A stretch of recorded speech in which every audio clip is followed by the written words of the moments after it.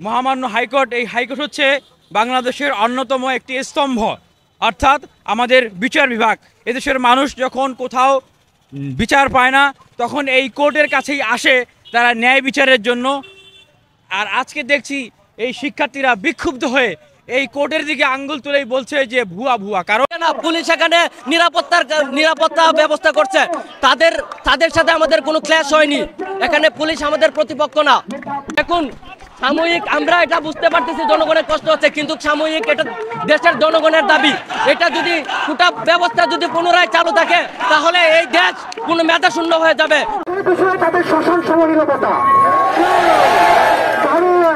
তাদের এই জায়গায় তাদের প্রশ্ন তাদের রয়েছে, তারা তাদের সন্তানকে তারা ভর্তি করাইতে চায়, এই পুষ্যকতা দিয়ে তাদের ওয়াইফকে চাকরি দিতে চায়, তাদের এই পুষ্যকতা দিয়ে তাদের পরবর্তী প্রজন্মকে চাকরি দিতে চায়।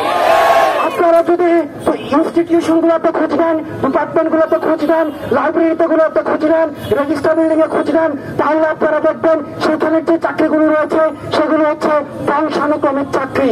তাদের করছে আপনাদের কেন্দ্রের হিমায়ত মানি, আপনারা রাষ্ট্রকে পথ দেখান, আপনাদের পথ দেখানোর পথে আমরা চলি। আপনাদের আন্দোলনে আমরা একাত্মতা পোষণ করেছি, সেই নৈতিক জায়গা থেকে আমরা বিশ্বাস করি জায়গায় আপনারা ক্ষুদ্র স্বার্থকে বিসর্জন দিয়ে এই যে পুষ্যকতা রয়েছে সেটি আপনাদের জন্য লজ্জার। কর্মসূচি ঘোষণা করছি ঢাকা বিশ্ববিদ্যালয় সহ সারা দেশের পাবলিক বিশ্ববিদ্যালয়গুলোতে গুরুত্বপূর্ণ পয়েন্টে অবস্থান কর্মসূচি দুপুর 2:30টার সময় শুরু হবে। আমরা কেন্দ্রীয় লাইব্রেরির সামনে জড়ো হব সবাই।